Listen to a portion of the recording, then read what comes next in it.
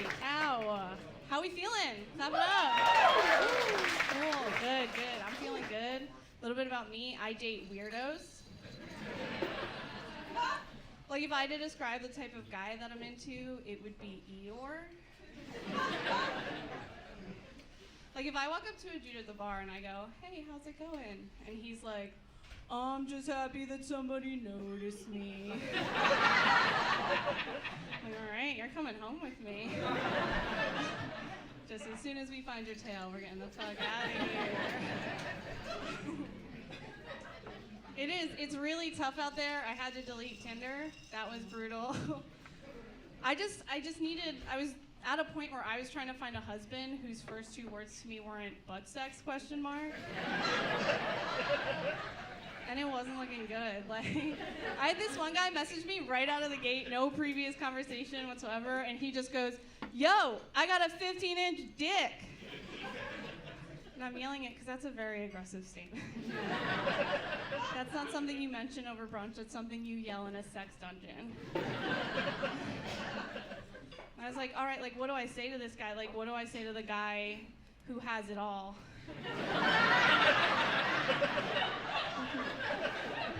And the only thing I could come up with was, is that a threat?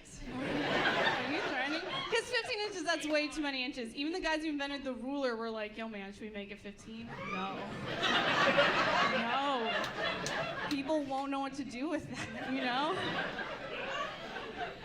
I had to take like a week off of my life to figure out in what universe I could use a 15-inch dick.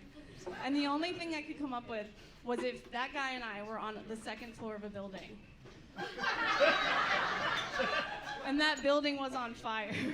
And I just used it to rappel down the side. I was like, I'll remember you as I scurried off in the safety. That's it.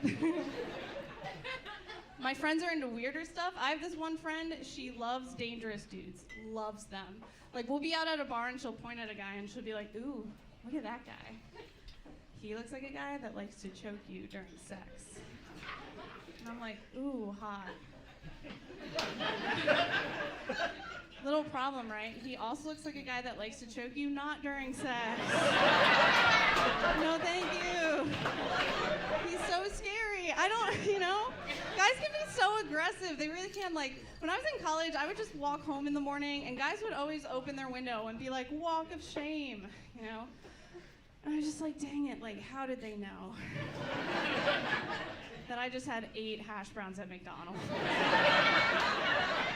Who told? I'm not a very aggressive person, as you can tell, like sexually aggressive. I was reading the names of these lipstick colors that I really liked, and the one that I liked the best was called Scream My Name. And I was like, oh, Scream My Name, like, I don't know if that's me. So I went up to the lady at the counter and I was like, do you have any lipstick colors that are just text me back?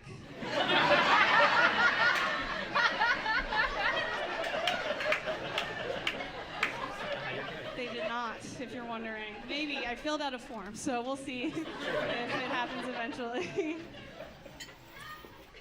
But then I have friends that are really into dad bods. That's their favorite. They love the dad bods. Not here, no? No, it's okay. F them. I'm not a fan of dad bods either. But I think that's because, like, for me, like, my dad has diabetes.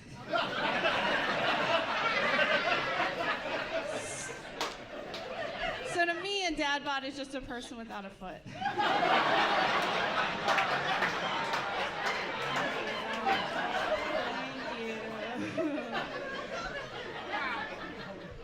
You don't have to feel bad about that joke. I told my dad that joke, and when I told him it, he said, do people really laugh at that? I'm like, yeah, sometimes. I think the most messed up part about that joke is that my dad still has both his feet. But he also does have diabetes, so I just wrote that joke too soon. Like, it's coming. It's coming for him. You guys are fun. I'm loving that. This is great for me. When my grandma was on her deathbed,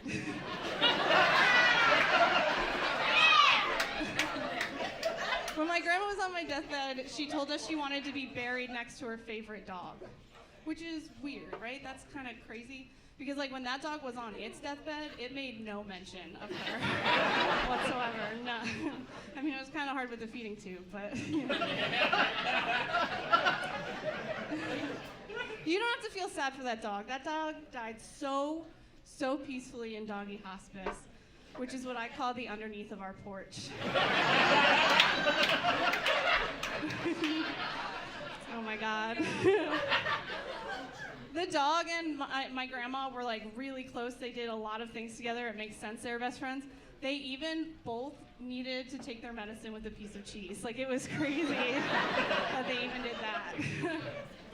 So the dog did die first, and it was buried in a pet cemetery, which I didn't think those were real. You know, like, I thought Stephen King made that up, like the It Clown or Maine, but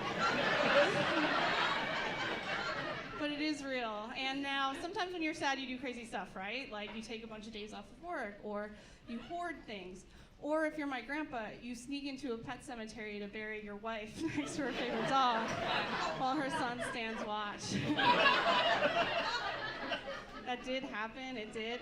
And it is super illegal. I don't know if you know that. It is very illegal to do that. And I think that's because it's way harder to kill human zombies, you know? Like, it is way harder. Another thing about me, I am a twin. Thank you for the, no, don't clap, it's fine. Please, we don't look alike. Now clap if you feel okay with clapping.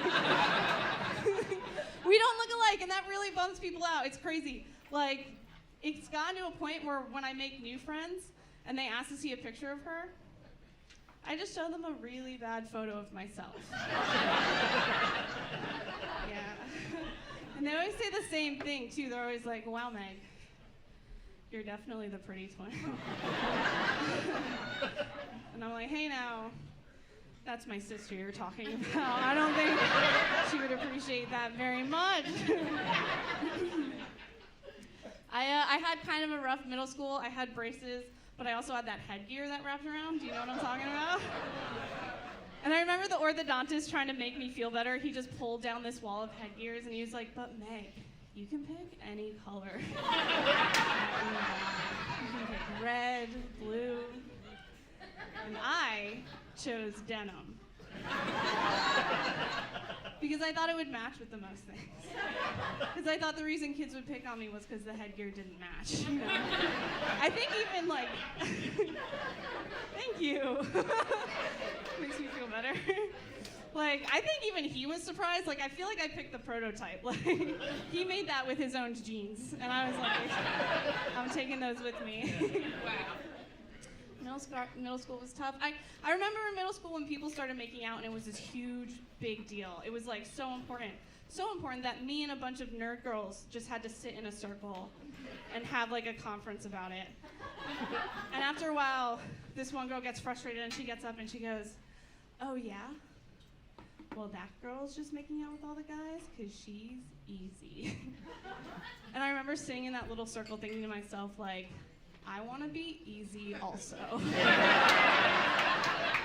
What do I have to do to let these boys know this headgear pops off? It is completely detachable. I used to work in insurance when I first moved to Philly. It was pretty rough. I didn't sell it or anything like that. What I did was I answered the phone every day and I helped old people use the computer.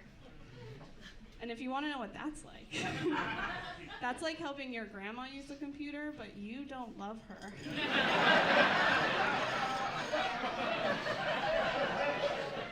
You hate her.